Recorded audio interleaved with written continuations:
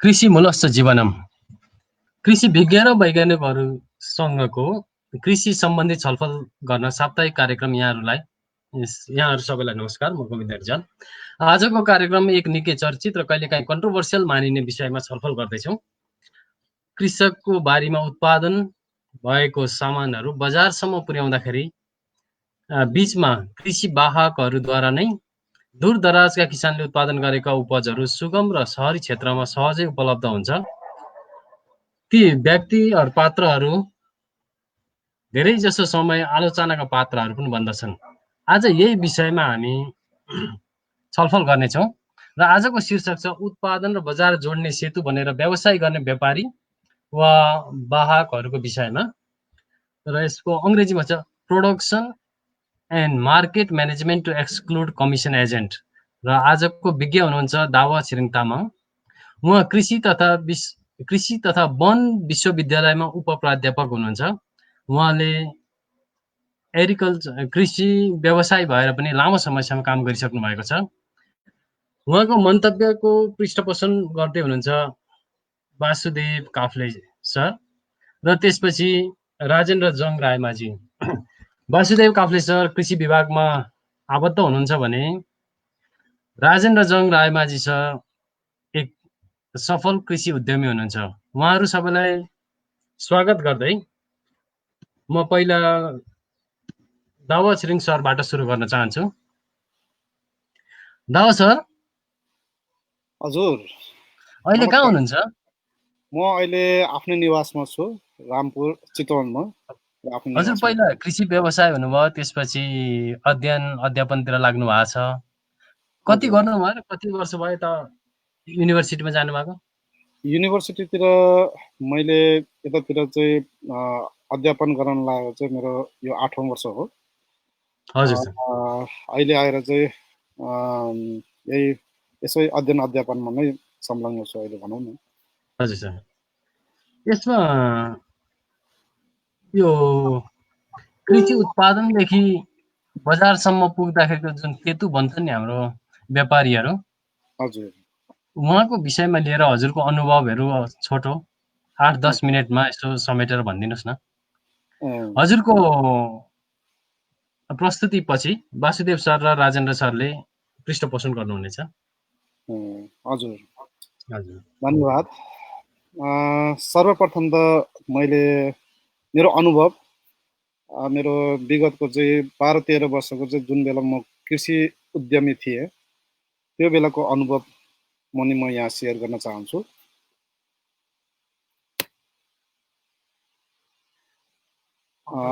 र चाहिँ त्यो अनुभवमा चाहिँ जुन बेलामा चाहिँ मैले कृषि उद्यमीको रूपमा मैले चाहिँ म आएँ र चाहिँ आफूलाई स्थापित गर्ने कोसिस गरेँ। त्यस बेला चाहिँ मैले अनुभव गरेको चिजहरूमा चाहिँ के छ भने चाहिँ एक त हामीमा चाहिँ राज्यले कुन कुन ठाउँमा कुन कुन निकायमा चाहिँ ध्यान पुर्याउन सकेको छैन भन्ने कुरा चाहिँ राज्यको तर्फबाट गरिराखेको छ। तर तैपनि चाहिँ किसानको लेभलमा चाहिँ यो चिजहरू चाहिँ जुन भिजन छ त्यो भिजन अनुसार चाहिँ मिसन कम्प्लिट गर्नको लागि जुन प्लानिङ नहुनाले चाहिँ यो सबै फेलियर भएको देखिन्छ। सर्वप्रथम एक हामी चाहिँ ग्रुप एप्रोचमा जान नसक्ने सबैभन्दा ठुलो कमी कमजोरी हो, जसले गर्दाखेरि चाहिँ यो ग्रुप एप्रोच नभएको कारणले गर्दाखेरि चाहिँ यो लागु हुन नसकेको कारणले गर्दाखेरि नै बिचमा बिचौलियाहरू चाहिँ अलि बिचौलियाहरूको चाहिँ बढी बिग देखिन्छ। र अर्को चाहिँ के छ भने चाहिँ यो चाहिँ हामीले ट्रेनिङको कुराहरू गर्छौँ किसानहरूलाई। किसान समूहहरू चाहिँ समूह नभएको कारणले कतिपय ठाउँहरूमा किसान समूह नै नभएको कारणले गर्दाखेरि चाहिँ राज्यबाट चाहिँ विभिन्न तालिमहरू सञ्चालन गर्नको लागि चाहिँ अप्ठ्यारो भएको चाहिँ हामीले सर्वविदित छ। यसमा नै अलिकति ध्यान दिनु पर्ने कुरा छ। भने अर्को चाहिँ के छ भनेपछि मल बिउ र सिँचाइमा चाहिँ जुन अनुदान छ यो अनुदान चाहिँ यो व्यक्तिगत उसबाट एप्रोचबाट पर्सनल एप्रोचबाट मात्रै गइराखेको छ, जसले गर्दाखेरि चाहिँ यसमा चाहिँ निकै अब जुन टार्गेट यो के भन्छ र चाहिँ उसमा चाहिँ किसानको लेभलसम्म चाहिँ यो पुग्न सकिराखेको छैन। र अर्को के छ भनेपछि सहुलियत ब्याज दर जुन किसानले चाहिँ आफूलाई स्थापित गर्नको लागि चाहिँ जुन सहज तरिकाले चाहिँ कृषि लोनहरू चाहिँ हामीले चाहिँ उपलब्ध गराउँछौँ राज्यको तर्फबाट, त्यसमा पनि अलिकति चाहिँ किसान समूहबाट नगइकन चाहिँ व्यक्तिबाट जाँदाखेरि कृषि लोन भनेर लिने, तर चाहिँ त्यसको दुरुपयोग चाहिँ अन्य उसमा चाहिँ खर्चिने, त्यो त्यो कृषि लोन चाहिँ अन्य चिजहरूमा चाहिँ अन्य विधामा चाहिँ खर्चिने, त्यस्तो पनि यता भन्नाले चाहिँ अहिले हाल त्यो किसिमको चाहिँ अवस्था देखिन आइराखेको छ भने।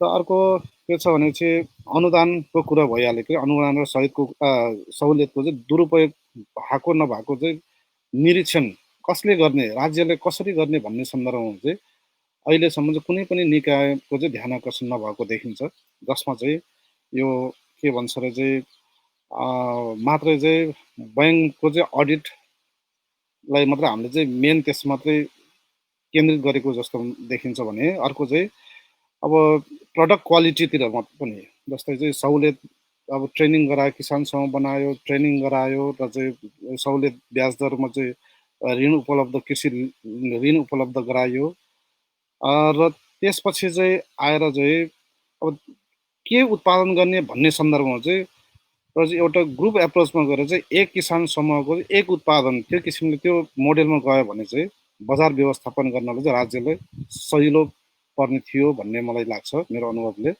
र अर्को चाहिँ के छ भनेपछि चाहिँ यो चाहिँ जसले गर्दाखेरि चाहिँ यसको इम्प्याक्ट के हो भन्नाले चाहिँ यसको इम्प्याक्ट चाहिँ के छ भनेपछि यसको इम्प्याक्ट चाहिँ के छ भने चाहिँ कन्ज्युमर यानि उपभोक्तामध्ये सोझै यसले चाहिँ इम्प्याक्ट राख्दछ, यसले चाहिँ असर गर्छ। जस्तै कि उपभोक्ताले चाहिँ के सहुलियत पाए त भन्ने कुरामा चाहिँ एक त गुणस्तरीय कृषि उपज सहज तरिकाले यो के भन्छ उपभोक्ताले चाहिँ पाउन सकिन्छ भने, अर्को चाहिँ र चाहिँ यो रहित यानि चाहिँ विषादी रहित र चाहिँ रासायनिक मल रहितको चाहिँ त्यसको रेसिडुअल इफेक्ट नहुने किसिमको चाहिँ त्यो उत्पादन गर्नको लागि चाहिँ किसानहरूलाई चाहिँ यो के भन्छ र चाहिँ उनीहरूलाई चाहिँ हौसला दिएको खण्डमा त्यही अनुसारको चाहिँ तालिमको व्यवस्था गरेको अवस्थामा चाहिँ हामीले उपभोक्ताको चाहिँ हेल्थमा पनि हामीले चाहिँ केही न धेरै ठुलो यो के भन्छ र चाहिँ सुधार ल्याउन सकिन्छ यो कृषि उपज मार्फत। र चाहिँ अर्को चाहिँ यसको लागि चाहिँ के गर्ने त भने ग्रुप एप्रोच त भन्यो, ग्रुपमा चाहिँ ट्रेनिङ दिने पनि भन्यो, ग्रुपमा प्रडक्सन गर्ने भन्यो, तर चाहिँ मार्केट कसरी गर्ने भने चाहिँ बिचमा चाहिँ जसरी चाहिँ मैले 73-74 सालमा चाहिँ नेपालको विभिन्न नाकामा हुने चाहिँ यो के भन्छ र चाहिँ यो के भन्छ भारतबाट या त इन्डियाबाट चाहिँ आउने चाहिँ तरकारी अथवा चाहिँ यो अन्नपातको चाहिँ जुन यो के भन्छ र सर्वे गर्ने क्रममा हाम्रो डाक्टर निरज प्रकाश जोशी हाल उहाँ चाहिँ यो के भन्छ र चाहिँ जापानमा चाहिँ युनिभर्सिटीमा चाहिँ एसोसिएट प्रोफेसर हुनुहुन्छ, उहाँसँग चाहिँ एउटा टिमले हामीले त्यो बेलामा एउटा गरेका थियौँ, एउटा अनुसन्धान गरेका थियो।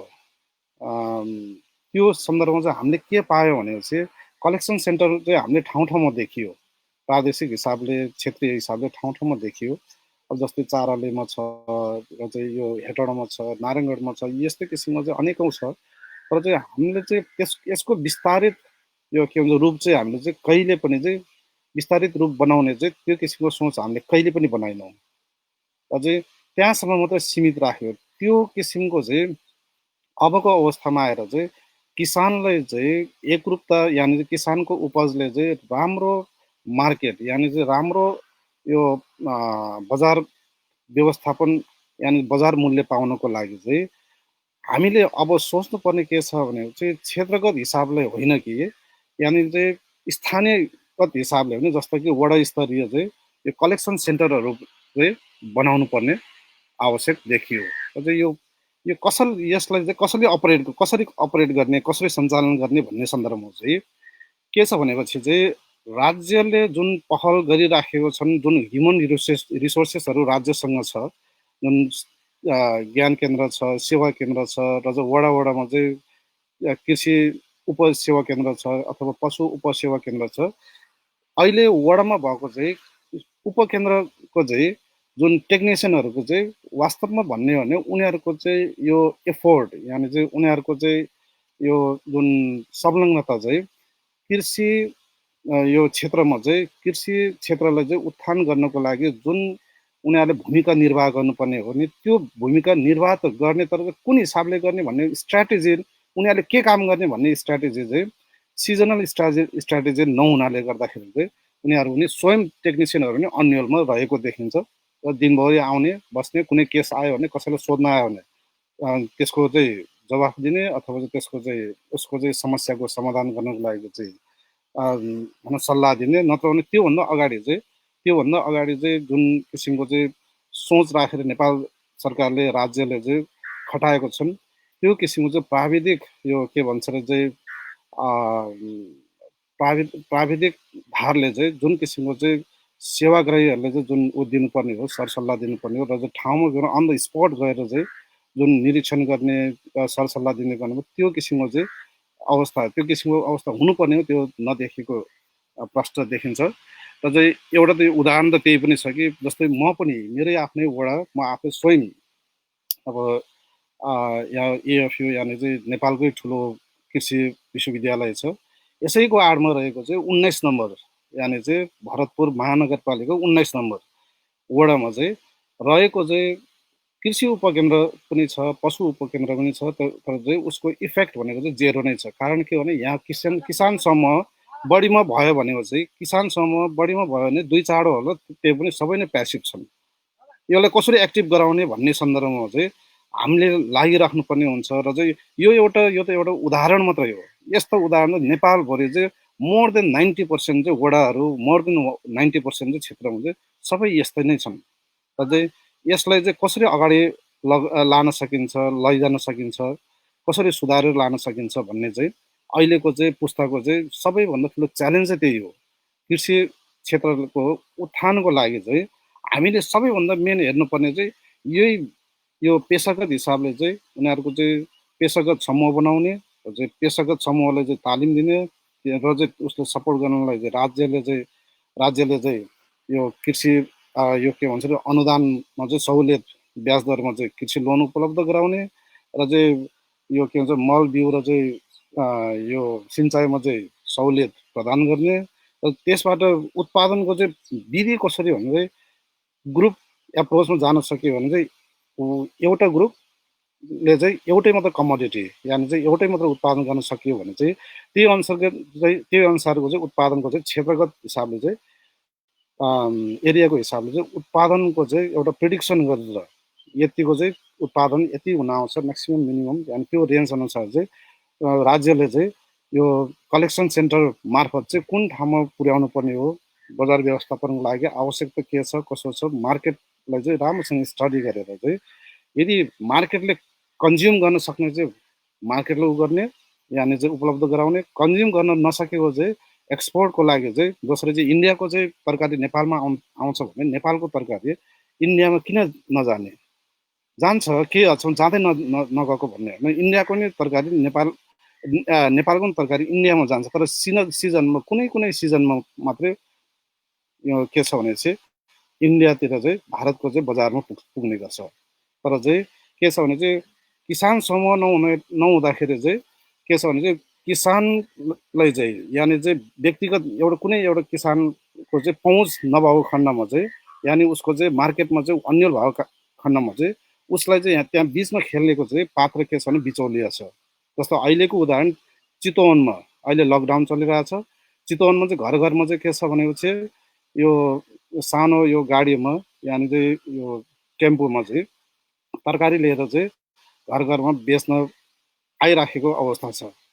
तर चाहिँ के छ भने चाहिँ हामीले यहाँ जुन तरकारी छ जस्तै कि कुनै एउटा तरकारी भनौँ न मानौँ अहिलेको रिसेन्टमा चाहिँ के छ भने चाहिँ अब करेला कति छ हामीले घरमा लिँदाखेरि कति छ यानि चाहिँ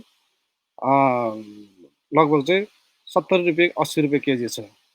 तर मेरै अनुभव के छ भनेपछि यही चितवनको नि हाम्रो यहाँ नजिकको वडामा चाहिँ यानि चाहिँ यहाँदेखि लगभग 4-5 किलोमिटर उता त्यहाँ किसान समूहहरूले चाहिँ व्यापक उत्पादन गरिरहेको छ र उत्पादनले चाहिँ बजार पाउन नसकेर चाहिँ त्यहाँ चाहिँ जो कोही गएर लिए पनि करेला चाहिँ के छ भनेपछि चाहिँ हामीले चाहिँ 25 देखि 30 रुपियाँ किलोमा पाइरहेको छ। बिचमा खेल्ने चाहिँ को छ? सबै नै बिचौलियाहरू मात्रै छन् र चाहिँ यो व्यवस्थापन चाहिँ सकभर चाहिँ राज्यले त्यो भागमा यानि चाहिँ त्यो पोर्सनमा मार्केटिङ पोर्सनमा कृषि उपजको चाहिँ बजार व्यवस्थापनको पोर्सनमा चाहिँ ध्यान दिनुपर्ने चाहिँ आजको चाहिँ टट्का र आवश्यकता देखिन्छ। नत्र भने सधैँ बिचौलिया मात्रै उ गर्छ, बिचौलियाको मात्रै बिगबिगी हुन्छ, किसान सधैँ नै मर्कामा पर्ने देखिन्छ। र चाहिँ अर्को चाहिँ के छ भनेपछि हामीले घरमा जसरी चाहिँ उत्पादन कृषि उत्पादन चाहिँ घरसम्म आइपुग्दाखेरि कन्ज्युमरसम्म आइपुग्दाखेरि त्यसमा चाहिँ विषादी कहिले हालेको थियो र चाहिँ रासायनिक मलको चाहिँ अब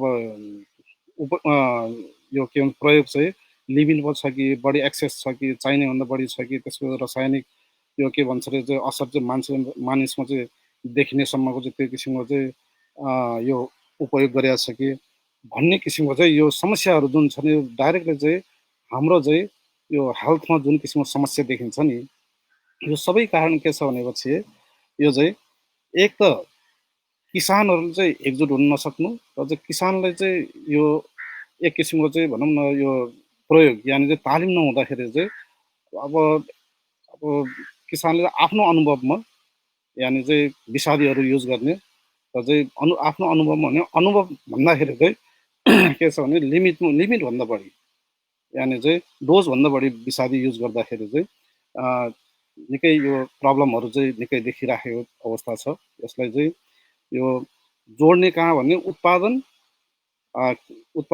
र कृषि उत्पादन र चाहिँ बजार व्यवस्थापन बिचमा चाहिँ यो जुन जुन एउटा यो के भन्छ अरे खाली रेन्ज छ यानि चाहिँ यो बिचको ग्याप छ जुन ग्याप चाहिँ अहिले चाहिँ बिचौलियाहरूले चाहिँ फिल गरिरहेको छ यानि चाहिँ बिचौलियाहरूले चहल पहल गरिरहेको छ। यसलाई चाहिँ कसरी निरुत्साहित गर्ने हिसाबले चाहिँ राज्य अगाडि बढ्न सकिन्छ भन्ने सोचमा चाहिँ अहिले नयाँ कार्यनीति बनाउन आवश्यक देखिन्छ। अनि बल्ल किसानको चाहिँ वास्तविकतामा किसानहरू चाहिँ के आफ्नो पेसा यानि चाहिँ पेसागत हिसाबले चाहिँ सन्तुष्ट हुन्छ भन्ने मलाई लाग्छ। र त्यही सन्दर्भमा चाहिँ एउटा सानो राख्दाखेरि चाहिँ के गर्छु भने जस्तो कि यो उदाहरणको लागि जस्तै हामीले भन्छौँ यो के भन्छ र चाहिँ नेपाल अन्डामा कुखुरामा चाहिँ आत्मनिर्भर भयो भनेर भन्छौँ तर चाहिँ त्यो बिल्कुलै गलत हो। किनभने अब जस्तै कुखुराको लागि चाहिँ दाना चाहिने सबै नै दानाको चाहिँ कच्चा माल कहाँबाट आउँछ सबै नै इन्डियाकै भर पर्नुपर्ने हुन्छ र चाहिँ प्यारेन्ट कहाँबाट आउँछ सबै नै यो के भन्छ विदेशी चल्लाहरू यानि विदेशी प्यारेन्टहरूमा नै भर पर्नुपर्ने हुन्छ।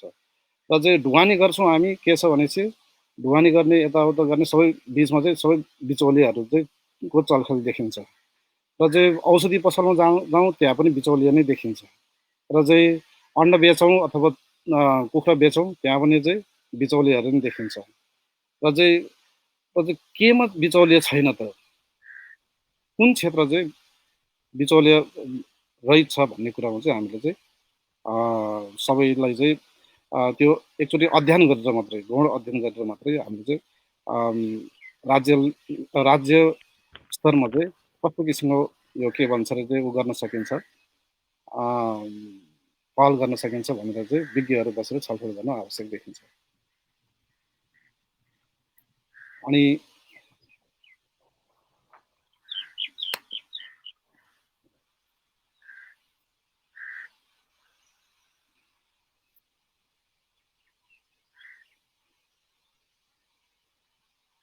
खोइ हाम्रो ओके अब छलफलको पाटो हो कि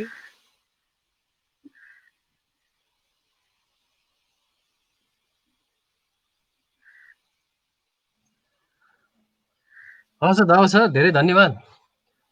हजुर हजुर धेरै धन्यवाद। धन्यवाद, धेरै कुराहरू स्पष्ट पारिदिनु भयो। यो चितवनको कृषि उपजको बजार मुख्य काठमाडौँ बाहेक अरू कहाँ कहाँ छ? अहिले काठमाडौँ मात्रै हो, काठमाडौँ बाहेक चाहिँ केही चाहिँ हेटौडातिर पनि गएको देखिन्छ, तर चाहिँ हेटौडाको हजुर, चाहिँ मार्केट सानो छ। हेटौडा हजुर, मार्फत पनि के छ भने चाहिँ त्यो बिचौलियाकोले गर्दाखेरि नै अर्को किसिमको हेटौडामा चाहिँ अ, किसानहरू लगेपछि त्यहाँ पनि बिचौलिया हुन्छन् र उनीहरूले चाहिँ उता भन्छ नि हाम्रो त्यो पहिला पुरानो बाटो बाई रोडको बाटो भन्छ नि अहिले चलेको हजुर, हेटौडादेखि चाहिँ हजुर। काठमाडौँ जोडिने त्यो बाटो भएर चाहिँ यो टिस्टुङ पालुङ हुँदै चाहिँ यहीँको यो के भन्छ अरे चाहिँ केही तरकारी चाहिँ त्यो मार्फत पनि चाहिँ काठमाडौँ गएको चाहिँ देखिन्छ। जस्तै हाम्रो यो शब्द भनौँ न बिचौलिया अलिकति नराम्रो शब्द पनि छ, नराम्रो हजुर सुनिन्छ। हजुर त्यसलाई अलिक केही रेस्पेक्टफुल शब्दहरू केही छैन? रेस्पेक्टफुल शब्द भन्नाले चाहिँ अब व्यापारी अङ्ग्रेजीमा त एजेन्टै भनिन्छ होला। एजेन्टले भन्छ नेपालीमा के छ अलिकति भन्दाखेरि अलि सुनु सुनु लाग्ने शब्द? खोइ खोइ शब्द त कसै त्यो मैले अहिलेसम्म प्रयोग गरिरहेको शब्द नि त्यही हो। हजुर, बिचको एजेन्ट भन्नाले चाहिँ कसरी मानिन्छ? मध्य के भन्ने व्यापारी, मध्य व्यापारी, हजुर। बिच व्यापारी। हजुर। एउटा व्यापारी। यो कति गुणा बढ्छ मूल्य? मूल्य चितवनबाट अहिले काठमाडौँ कति गुणा बढ्छ? काठमाडौँको चाहिँ मलाई चितवनमा चाहिँ अहिले जस्तो कि अब गोलभेडा छ अहिले 25 रुपियाँ किलो छ। हजुर, हजुर, 25 रुपियाँ किलो छ, म्याक्सिमम् 30 रुपियाँ किलो छ। यो के भन्छ अरे त्यो हाम्रो एउटा उदाहरण है हाम्रो चितवनमा। हजुर, भनेपछि हजुर। काठमाडौँमा चाहिँ कम्तीमा पनि त्यो 60 भन्दा माथि नै होला होला है? एकचोटि हजुर, देखेर चाहिँ। किनभने बिचको ल, बिचौलिया जस्तै त्यहीँबाट यहाँदेखि 4 किलोमिटर उताबाट यो के हजुर, भन्छ ध्रुव भन्ने ठाउँ छ, त्यसको नजिक छ। हजुर, त्यहाँ हजुर, चाहिँ किसान समूहहरू छ, उनीहरूले तरकारी उत्पादन गरिराखेको अवस्था छ। त्यहाँबाट त्यहाँ 30 रुपियाँ पर्ने हाम्रो घर घरमा ल्याउँछ, उनीहरूले पनि लगभग चाहिँ हाम्रो चाहिँ 45, 50 र 60सम्म चाहिँ हजुर, उनीहरूले चाहिँ बिक्री वितरण गरेको देखिन्छ सर अहिलेसम्म। हजुर। ल हुन्छ। दर्शक धेरै धन्यवाद। अब हजुरलाई फेरि आउँछौँ। पहिला हामी दुईजना पृष्ठपोषण गर्नुहुन्छ, फिडब्याक दिनुहुन्छ। हजुर राजेन्द्र जङ रायमाझी उहाँ अहिले अफलाइन जानुभएको छ, आउनुहुन्छ होला। हजुर बासु सरलाई म मौका दिन्छु। एकछिन बासु सर, हजुरको कुरा सुनौँ न। दावा सरले छुटाएको कुराहरू केही भन्नुपर्ने कुराहरू केही छन् भने?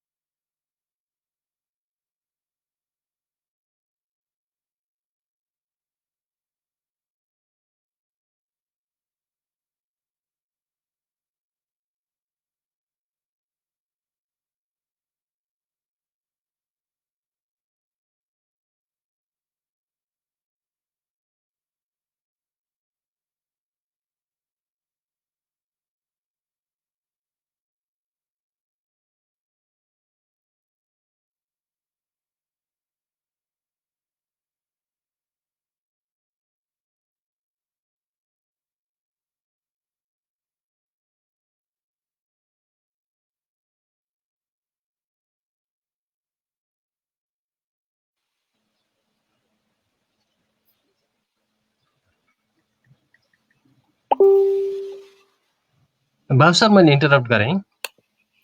दावा सर सुन्दै हुनुहुन्छ? दावा सर हजुर सुनिरहेको छु।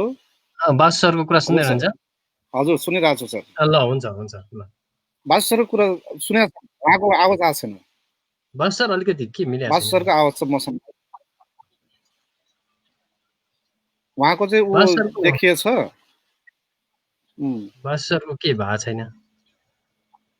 उहाँको स्पेस बासु मात्रै सरको खाली आएको आवाज छ र हेरिदिनुहोस् न। चाहिँ हजुरको आवाज बासु सरको आवाज एकपल्ट चेक गरिदिनुहोस् त।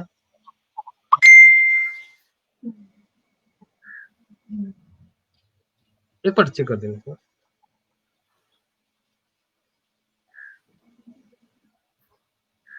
बोलेको सुन्नु पर्यो।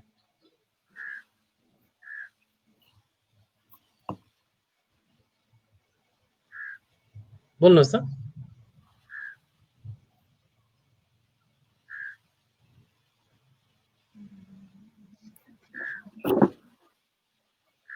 दावा सरको छैन। हजुरको फेसबुक के अन छ? माइक्रोफोन उता गयो होला। मेरो होइन बासु सरको फेसबुक के अन छैन, हटाइदिनुहोस् न। यो एउटा मात्रै माइक्रोफोन हुँदाखेरि फेसबुकमा छैन उता जान्छ। अलिक साह्रो बोल्नुहोस् त Basu sir.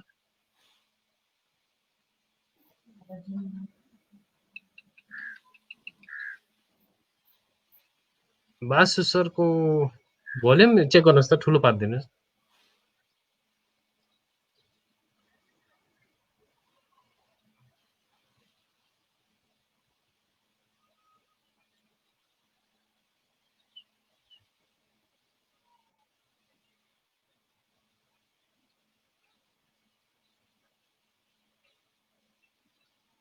Basu sir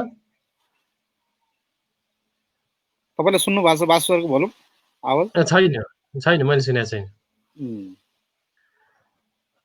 Rajendra sir पनि आउन सक्नु भएको छैन ब्याक।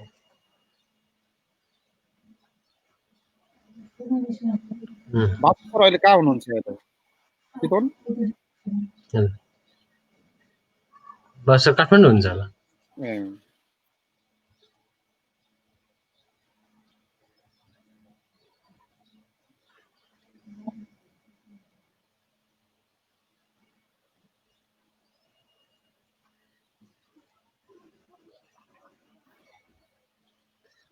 बासु सर हजुरले फेसबुक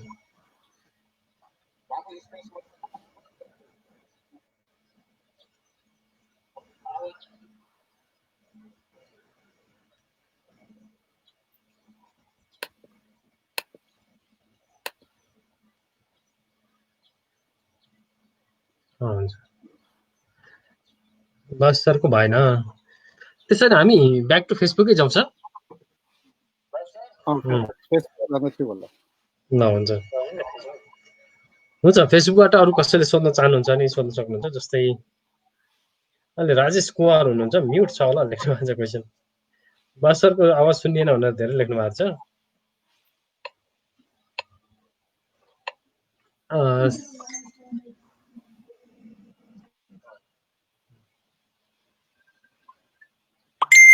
Messenger audio.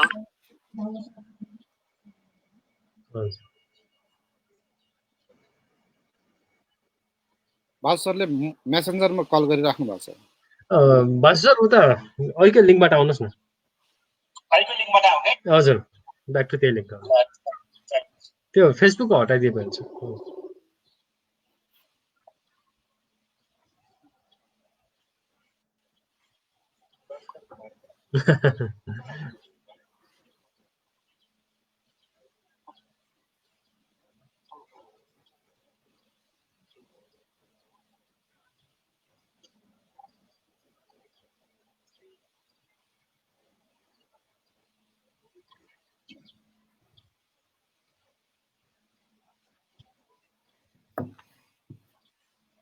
म उहाँलाई एकपटक अफ गरेर फेरि कल गर्छु कि। अब चाहिँ आउनुहुन्छ फेरि।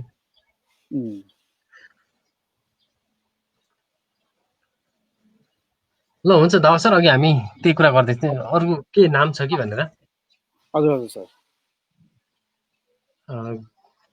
जस्तै एउटा यो मिडलम्यान नभए पनि त प्रोडक्ट पुग्दैन नि कन्ज्युमरकोमा, हजुर पुग्दैन। पुग्दैन भनेपछि त अनिवार्य नै छ। अनिवार्य छ, अहिलेको हिसाबले अनिवार्य छ, तर चाहिँ के छ भने चाहिँ राज्यले यदि व्यवस्थापन गर्न मिलाउन सकियो भने चाहिँ त्यो चाहिँ असम्भव भन्ने चाहिँ छैन। जसरी अहिले हाट बजारको वडा वडामा चाहिँ हाट बजारको व्यवस्था गरेको छ, हप्तामा एक दिन चाहिँ व्यवस्था गरेको छ, हजुर जुन सर। अहिले हाम्रो यो इलाकामा भनौँ नेपालभरि प्रायः गरी तराईतिर सबै जस्तो ठाउँमा देखिन्छ। अब हजुर यो सर। हाट बजार चाहिँ वडाले चाहिँ एक हप्तामा एकचोटि होइन कि हरेक दिन नै ओपन हुने गरेर चाहिँ बिचमा मिडलम्यान नआउने गरेर हाट बजारको कन्सेप्ट चाहिँ के थियो भने पहिला किसानले हजुर आफूले ल्याउने र चाहिँ किसानको उत्पादन सोझै ल्याएर चाहिँ फ्रेस तरकारी अथवा चाहिँ भनौँ न कृषि उपज चाहिँ त्यहाँ वितरण गर्ने भन्ने थियो। तर अहिले यहाँ हजुर के छ, त्यहाँ पनि मिडलम्यानले के गर्ने, मिडलम्यान नै त्यही आएर चाहिँ किसानबाट चाहिँ खरिद गरेर त्यहाँ आएर चाहिँ ऊ आफै बस्ने भयो। हजुर त्यसले गर्दा चाहिँ त्यही नजिकै बारीमा थाहा हुनेले चाहिँ बारीमा गएर किसानको बारीमा गएर लिएर आउँछ चिनेकोले, नत्र भने त वरिपरि चाहिँ भनौँ न सदरमुकाम इलाकामा चाहिँ किसानको बारीमा त कोही जाँदैन, त्यहीबाट ल्याएको हजुर चिज 25 रुपियाँको चिजले यता लिएर चाहिँ 70 रुपियाँ तिर्नुपर्ने अवस्था छ अहिले। हजुर किसानको मल बिउ सिँचाइ लगानी अनेक भएको हुन्छ, उसले त्यो 25 रुपियाँ भने बढीमा भनेको उसले 5 रुपियाँको चाहिँ बढी मुनाफा छ भनेपछि उसले चाहिँ हजुर केही ऊ नगरिकन पनि त्यहाँ बिचमा त्यहाँबाट आउने चाहिँ 40-50 रुपियाँ चाहिँ उसले चाहिँ त्यतिकै चाहिँ कन्ज्युमरबाट चाहिँ असुलिराखेको हुन्छ। यो भनेको चाहिँ राज्यको चाहिँ नजर यसमा जानुपर्ने देखिन्छ। जस्तै कि व्यवस्थापन कसरी मिलाउने भने अहिले हामीले वडा स्तरीय चाहिँ उपकेन्द्रमा भएको जुन टेक्निसियन छ, म्यान पावर छ नि, उनीहरू केही काम हजुर छैन। उनीहरूले चाहिँ पत्याउँदैन पनि, किसानले पत्याउँदैन पनि, र उनीहरूले केही काम केही म्यान पावरलाई चाहिँ हामीले चाहिँ जस्तै कि हजुर सामुदायिक हिसाबले वडा स्तरीय चाहिँ कलेक्सन सेन्टर चाहिँ बनाइदियो भने त्यहाँ चाहिँ उनीहरूले चाहिँ रेकर्ड किपिङ सिस्टम मात्र चुस्त दुरुस्त बनाउन सक्यो भने कुन सिजनमा कुन दिनमा कुन समूहबाट कति आउँछ भन्ने त्यो किसिमको चाहिँ डाटामा चाहिँ पहिलो प्रिडिक्सन गरेर त्यो अनुसार चाहिँ म्यानेज गर्न सक्यो भने चाहिँ त्यही नै सबैभन्दा राम्रो उपाय हुन्छ भन्ने मलाई लाग्छ। त्यो चाहिँ अर्को यो कृषकको शैक्षिक स्तर पनि बढेको छ नि अहिले, पहिला जस्तो निरक्षर कृषक त छैन। जस्तै हजुर बढिरहेको सबैले मोबाइल चलाउन सक्छन्, हो। रेकर्ड गर्न सक्छन्, रेकर्ड राख्न सक्छन् नि है अहिले कृषकहरू। हजुर अधिकांशले, सबैले नभनौँ, अधिकांशले त सक्छन्। यो हजुर इन्टरनेटबाट केही सहुलियत गर्न सकिन्न, केही सजिलो बनाउन सकिन्न? सकिन्छ, त्यो पनि सकिन्छ, तर चाहिँ हिजो आज चाहिँ इन्टरनेटको दुरुपयोग भएको पनि अवस्था छ। फेसबुक, हजुर ट्विटर, यहाँनिर चाहिँ यो भनौँ न गेम यताउता त्यसमा मात्रै मान्छेहरू लागिराखेको छ। तर चाहिँ युट्युबमा गएर चाहिँ युट्युब क्लासहरू हुन्छ, त्यहाँ चाहिँ युट्युबमा चाहिँ हरेक चिजको चाहिँ हरेक समस्याको समाधान चाहिँ त्यहाँ चाहिँ हामीले हेर्न सक्छौँ, बुझ्न सक्छौँ, पाउन सक्छौँ भन्ने किसिमको चाहिँ त्यो किसिमको चाहिँ अझैसम्म पनि किसानहरूमा त्यो किसिमको चाहिँ यो के भन्छ अरे चाहिँ सोच अझैसम्म आएको छैन। हजुर कसले भन्नु, हजुर जस्तै ट्रेनिङमा हामीले ट्रेनिङ दिन्छौँ, दिँदाखेरि यो हजुर कुरो सबै भन्छौँ, किसानले नै गर्न खोज्छ, तर चाहिँ के छ भने त्यसको चाहिँ भनौँ न कहाँ जाने के गर्ने त्यो एप्स चलाउन नजान्ने एक, र चाहिँ हजुर यो एप्स के को लागि भन्दाखेरि त्यसको चाहिँ मात्रै मनोरञ्जनको हिसाबले मात्रै इन्टरनेटलाई लिइराखेको अवस्था छ। हजुर ज्ञानको हिसाबले चाहिँ कहिले पनि चाहिँ टेक्निकल यो के भन्छ अरे चाहिँ प्रब्लम आएको खण्डमा चाहिँ के रहेछ भनेर हेरौँ भन्ने बुझौँ भन्ने त्यो किसिमको छैन कि आफ्नै हातमा इन्टरनेट हुन्छ, तर चाहिँ ऊ धाइराखेको हुन्छ कि चाहिँ कृषि सेवा केन्द्रमा धाइराखेको हुन्छ टेक्निसियन भेट्नको लागि। हजुर हुन त त्यो इन्फर्मेसन हेर्न नजानेर पनि होला, अलिअलि ट्रेनिङ दियो भने त सकिन्छ होला। बासु सकिन्छ। Sir, welcome back. हजुर, मेरो आवाज सुनिन्छ अब? अहिले सुन्ने सुन्ने छ त्यो सुन्यो? दुईतिर माइक्रोफोन चलाउनु भयो भने अफ हुन्छ कि? हजुर अहिले सुन्नेछ? एकदम मजाले सुन्ने छ सर। अघि छुट्यो अलिकति, माफ गर्नु होला, फेरि गर्नु। ल ल, धन्यवाद गोविन्दजी र दावाजीलाई पनि उहाँले आफ्नो अनुभव र एक्सपर्टिजको आधारमा राम्रो प्रेजेन्टेसन गर्नुभयो, यसको लागि उहाँलाई धेरै धेरै धन्यवाद दिन चाहन्छु।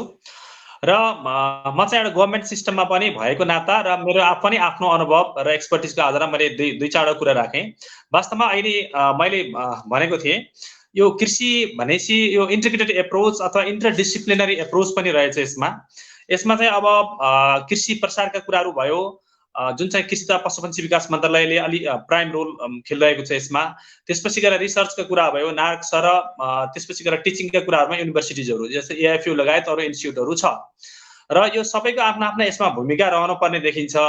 र यति मात्रै नभएर यो अहिलेको जुन सरकारको 3वटा तह छ हैन, एउटा फेडरल गभर्नमेन्ट भयो, प्रोभिन्सियल गभर्नमेन्ट र लोकल गभर्नमेन्ट, यो 3 तहको सरकारको बीचमा पनि फङ्सनल कोअर्डिनेसन त भनिन्छ तर फङ्सनल कोअर्डिनेसन हुनुपर्ने जरुरी छ। र अहिलेको संविधान अथवा अहिलेको कानुनको व्यवस्था अनुसार यो जुन मेन चाहिँ यो एक्सटेन्सनको सर्भिस, कृषिको प्रचार प्रसारको सेवा हो, यो चाहिँ मुख्यतया गरेर यो स्थानीय तहको भूमिकामा पर्छ। र कृषकहरूको कृषि उपजको व्यवस्थापन गर्ने, कृषि उपजको मार्केटिङ व्यवस्थापन गर्ने प्राइम रोल पनि स्थानीय तहमा पर्छ। तर यसो भन्दैमा फेरि प्रदेश लेभल र केन्द्रले यसको भूमिका छैन भन्न खोजेको होइन। तैपनि मैले भनेको साना साना लेभलमा, गाउँ स्तरमा अथवा चाहिँ वडा स्तरमा होस् अथवा पालिका स्तरमा यसको व्यवस्थापन गर्ने जिम्मा संविधान अथवा हाम्रो त्यो अनबन्डलिङ रिपोर्ट जुन हामीले बनाएका थियौँ त्यस अन्तर्गत पनि रहन्छ। र अहिले अब यो कृषि उपजकै कुरा गर्दाखेरि अब यसमा 2-3वटा कुरा हुँदैछ। जस्तै अब बिचौलिया अथवा मध्यस्थकर्ता पनि भनौँ, उहाँहरूको पनि एकदम कम्प्लिटली नेगेटिभली जानुपर्ने अवस्था पनि होइन। र अलिकति कृषकहरूको गुनासो रहेको छ, किनभने त्यो प्रोडक्सन भयो, फार्ममा उत्पादन भयो, फार्म गेट प्राइस जुन पाउँछन्, त्यसपछि एउटा कन्ज्युमर प्राइस छ, त्यो बिचको ग्याप चाहिँ धेरै भयो भन्ने छ। वास्तवमा त्यो सरसर्ती हेर्दाखेरि, अलि अध्ययन गर्दाखेरि अलिकति कता कता अलिकति नमिलेको हो कि जस्तो हामीलाई फिल पनि हुन्छ। तैपनि उनीहरूले पनि एउटा किसानसँग उत्पादन भएको चिज कन्ज्युमरसँग ल्याउनको लागि एउटा सेतुको काम अथवा त्यो ब्रिजको काम पनि गरिरहेको छ। सुन्नेको छ? हेलो,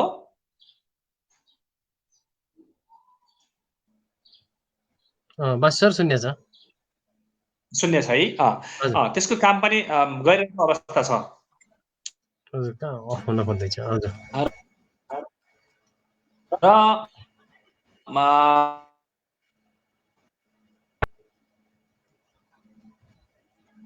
अथवा सबैलाई अहिले धेरैलाई अधिकांशलाई असहज भएको परिस्थिति छ।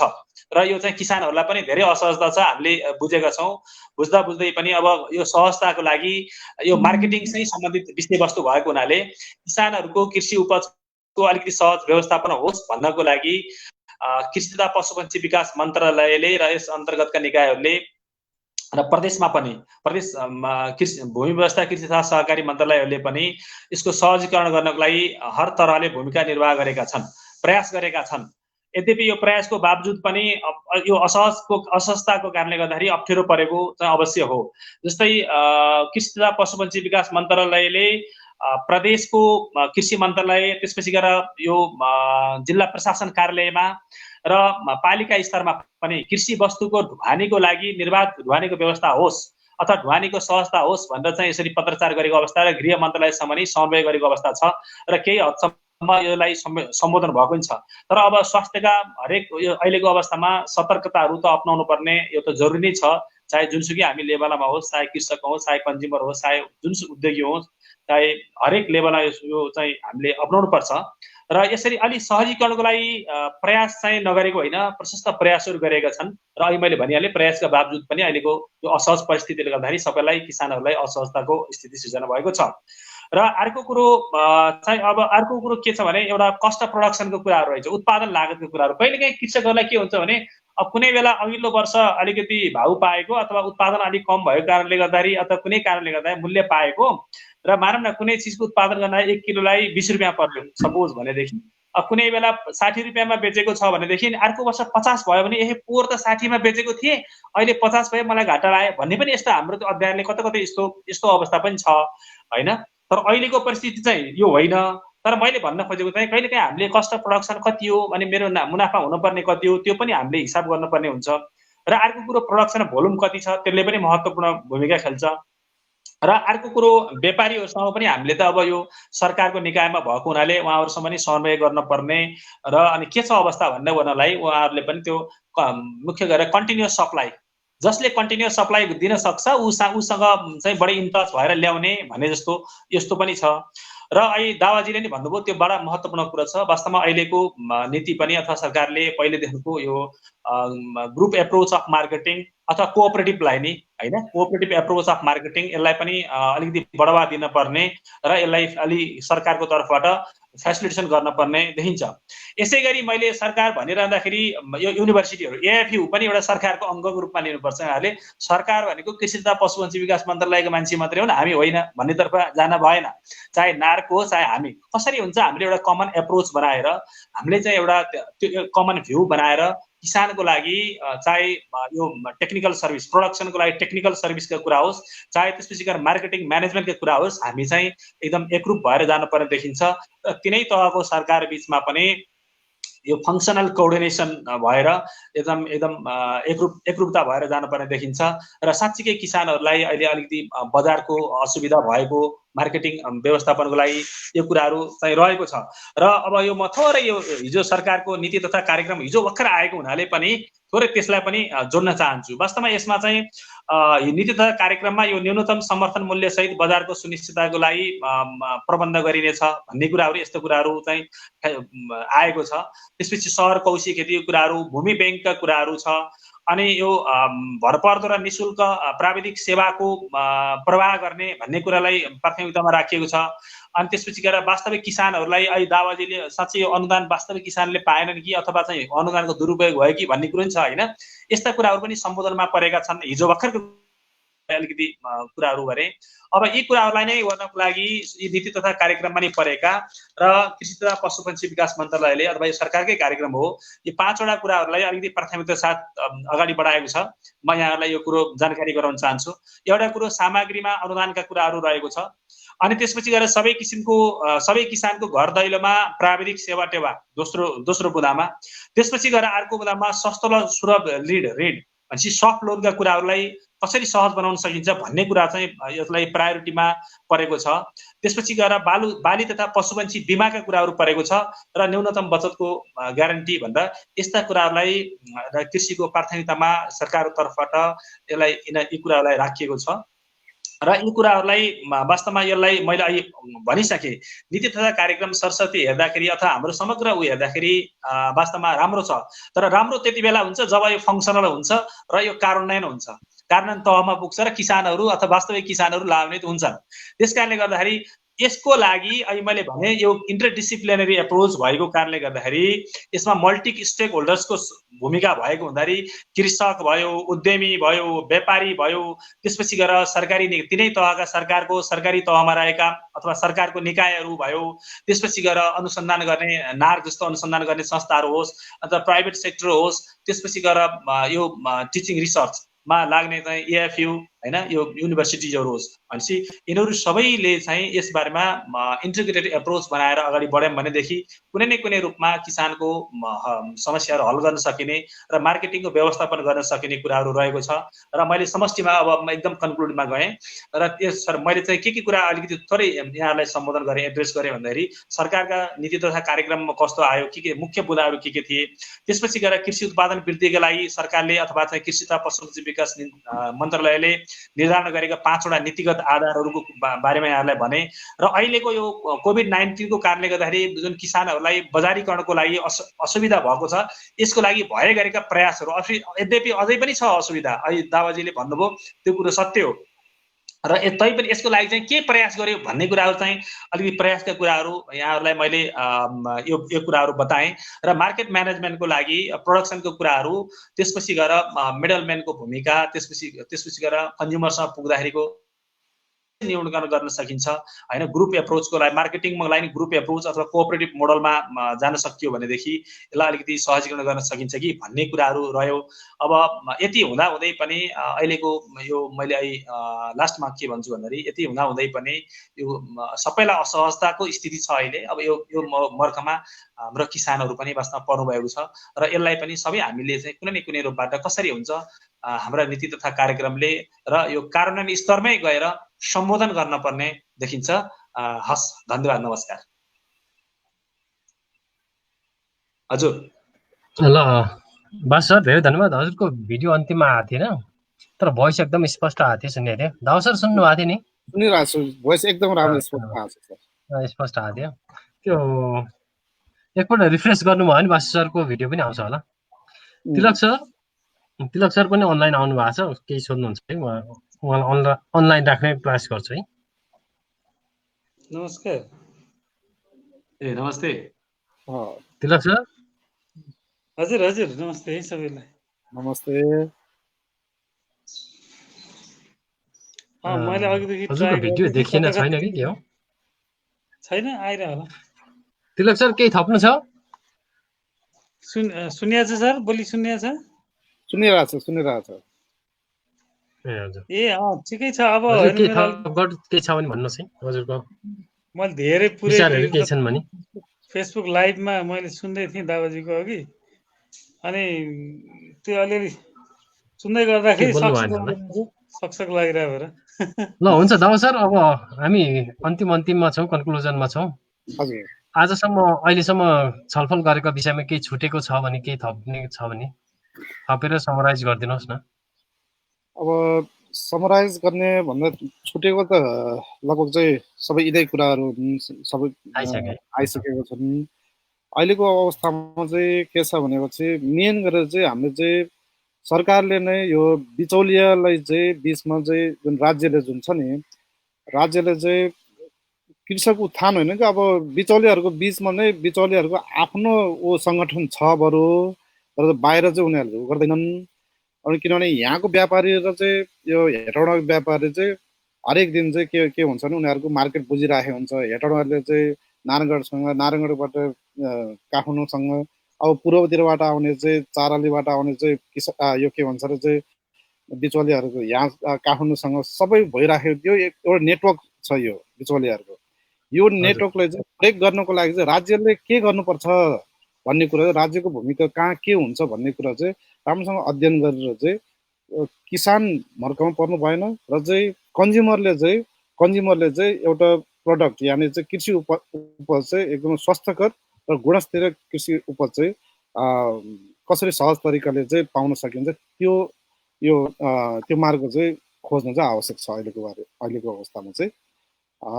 र चाहिँ यसमा अघि नै कुरा आइसक्यो, एउटा अहिले सरकारले नै ल्याइराखेको छ यो पकेट एरिया भनेर चाहिँ क्रपकोमा भेजिटेबलमा भनौँ न, त्यो किसिमले चाहिँ कुनै फ्रुट्सकोमा त्यो यो पकेट एरिया भनेर चाहिँ इङ्गित गरेको छ।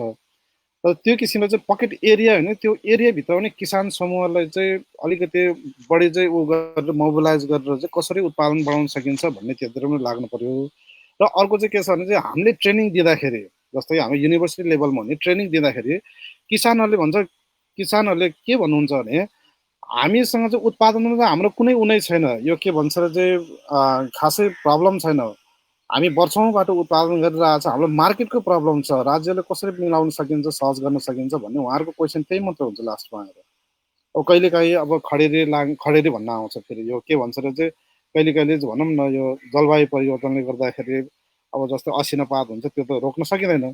त्यस्तो चिजहरू चाहिँ बाहेक चाहिँ अरू के छ भने चाहिँ सामान्य रोग किरा लाग्नु किसानहरू चाहिँ अहिले आफै नै निपुण भइसकेको अवस्था छ अहिलेको अवस्थामा।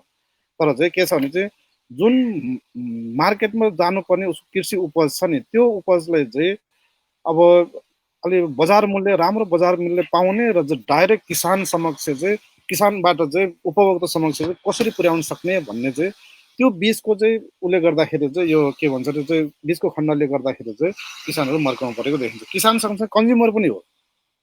जस्तो अहिलेको अवस्था भनौँ न, एउटा घर चलाउनुको लागि चाहिँ एउटा घरमा पारिवारिक यो के भन्छ अरे परिवार यस्तो हो, पछाडि किचन गार्डन नभएको घरमा, त्यसरी म स्पष्ट गराउँछु, किचन गार्डन नभएको घरमा चाहिँ महिना दिनभरिको चाहिँ जति उसको खर्च छ, जस्तै कि अब एउटा घरमा चाहिँ 3000को खर्च छ भने चाहिँ यदि किसानबाट डाइरेक्ट कन्ज्युमरमा पुर्याउन सक्ने किसिमको चाहिँ यदि हामी नेटवर्किङ गर्न सक्यो भने राज्यबाट, त्यो भएर 3000को ठाउँमा 1000ले चल्छ, 1000 भने म्याक्सिमम् 1500ले चल्छ भनेपछि त्यस्तो 1500 चाहिँ कतिवटा नेपालभरि कतिवटा घर छन् भनेर त्यो क्वेसन गरिरहेको थियो। भ्यालु चेन र चाहिँ यो बिचौलियाको बारेमा अलिकति उत्सुकता लिएर चाहिँ एकजना गोकर्ण गौतम डाक्टर साहबले गर्नुभएको रहेछ। अनि यसमा के छ भने भ्यालु चेन भने चाहिँ त्यो भ्यालु चेन एउटा प्रडक्ट टिपिसकेपछि कन्ज्युमरसम्म पुग्ने बेलाको त्यो बिचको चाहिँ भ्यालु बढ्ने, कन्ज्युमरलाई चाहिँ त्यो एडिसनल भ्यालु लगाएर चाहिँ भ्यालु चेन हुँदैन भन्ने कुरा हो है। यो 200 किलोमिटर चाहिँ यात्रा गराउँदैमा त्यो चाहिँ भ्यालु चेन हुँदैन भन्ने कुरा हो। र भ्यालु चेन त हुन्छ, त्यसमा केही न केही त लागत त लाग्यो हुन्छ। लागतभन्दा 10 गुणा चाहिँ कन्ज्युमरबाट असुल्नु पनि त्यो भ्यालु चेनको दुरुपयोग हो नि, त्यो पनि मेरो बुझाइमा चाहिँ त्यो छ। र चाहिँ बिचौलीले बढावा दिने चाहिँ हामी आफू नै किसानहरू चाहिँ सङ्गठित नहुनु नै सबभन्दा ठुलो प्रब्लम हो।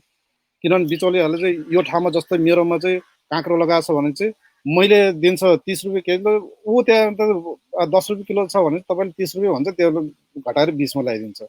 भनेर चाहिँ किसानहरू सङ्गठित नहुनाले नै यो सबै प्रब्लम आएको भन्ने मलाई लाग्छ। र किसानहरूले सङ्गठित कसले बनाउने भने चाहिँ यो चाहिँ किसानले कहिले पनि किसान सङ्गठित हुन उनीहरूमा उनीहरूको सोचले त्यो भ्याउँदैन।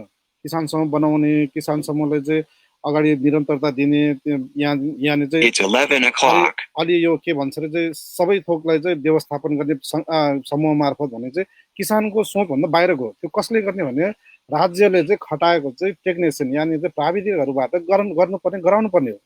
जस्तै मेरै एरियामा अघि नै मैले कष्ट गरेँ भरतपुर 19 मा चाहिँ यहाँ किसान समूह भने 3-4 होला, बढीमा 5वटा होला, तर चाहिँ छैन, उनीहरूको चाहिँ एक्टिभै छैन। सबै व्यक्तिगत रूपले चाहिँ उनीहरूले उत्पादन गरिरहेको छ, व्यक्तिगत रूपले चाहिँ उनीहरूले चाहिँ बजारको खोजीमा चाहिँ भौतारिराखेको अवस्था छ। अनि किसानहरू भौतारिने क्रममा चाहिँ उनीहरू ठोकिन्छ कोसँग भने बिचमा भएको चाहिँ त्यो बिचौलियाहरूसँग ठोकिन्छ। म यो समस्या अहिलेको पनि होइन, म एउटा अलिक पछाडि लान चाहन्छु। जुन बेलामा म यहाँ बिएससी एजी पढ्दै थिएँ, सेकेन्ड इयरमा पढ्ने बेला मेरो आफ्नै घर पछाडि 10 कट्ठा जग्गामा चाहिँ मैले त्यो बेलामा चाहिँ कार्डिनल भन्ने यो के भन्छ अरे चाहिँ एउटा आलु लगाएको थिएँ। मैले उत्पादन त राम्रो गरेँ, तर चाहिँ बजार मूल्य त्यो बेलामा 14 रुपियाँ केजी थियो आलु, रामपुरमै पनि 14 रुपियाँ केजी थियो।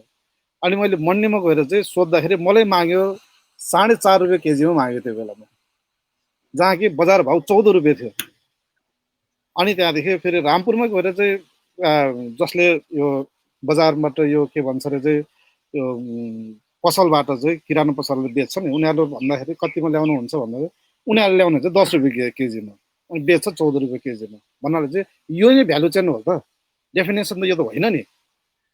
भ्यालु चेन भनेर जस्तै कि अब जस्तै मैले मेवा खेती गरेछ भने मेवालाई चाहिँ उ गरेर चाहिँ जुस बनाएर चाहिँ त्यो अलिकति प्रडक्टलाई चाहिँ डिफ्रेन्ट तरिकाले कन्ज्युमरसम्म लैजाने, त्यो हो भ्यालु चेन। एउटा यो यहाँदेखि रामपुरबाट मेरो घरबाट चाहिँ भनौँ न किसानको घरबाट चाहिँ यो 10 किलोमिटर टाढोको चाहिँ सदरमुकाममा लाँदाखेरि त्यसको दोब्बर हुन्छ भने त्यो भ्यालु चेनको चाहिँ दुरुपयोग हो त्यो चाहिँ। हजुर, त्यो कन्सेप्टमा फरक परे। हजुर, हवस् त दाउ सर, धेरै धन्यवाद। आज शनिबारको दिन व्यस्त हुनुहुन्थ्यो होला। हजुर हजुर होइन, आज फेरि पनि भेट्दै गरौँला। हस्, हुन्छ, अरू कुनै विषयमा। हुन्छ। हवस् त, सम्पूर्ण दर्शकहरूलाई आजको कार्यक्रम हेरिदिनु भएकोमा धन्यवाद। बासु सर हजुरलाई पनि धन्यवाद, दाउ सर धन्यवाद, राजेन्द्र जङ सरलाई पनि धन्यवाद। उहाँ आउनु भएको थियो, नेटको कारणले बिचमा डिस्ट्रप्सन भयो। र यस्तै कार्यक्रम लिएर हामी अर्को हप्ता पनि आउने प्रयास गर्नेछौँ, त्यसको लागि प्रतीक्षारत हुनुहोला। त्यति भन्दै आजको लागि यो कार्यक्रम यही समाप्त गर्न चाहन्छु। धन्यवाद।